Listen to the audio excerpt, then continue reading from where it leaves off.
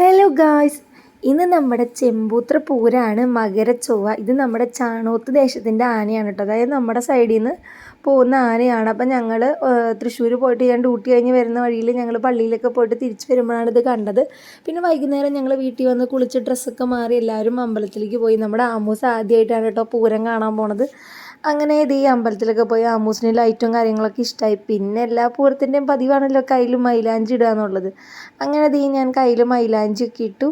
അതുപോലെ ഞാനും മമ്മിയും കണ്ട ഗൈസ് ഒരുപോലത്തെ ഡ്രസ്സാണ്. അത് കഴിഞ്ഞിട്ട് നമ്മുടെ ആമൂസിന് നല്ല ഭംഗിയുള്ള ക്യൂട്ടായിട്ടുള്ള ഒരു ചന്ദനക്കുറിയൊക്കെ തൊട്ട് കൊടുത്തു. അത് കഴിഞ്ഞിട്ട് ആമൂസിന് കുറച്ച് കളിപ്പാട്ടങ്ങളും കാര്യങ്ങളൊക്കെ വാങ്ങി.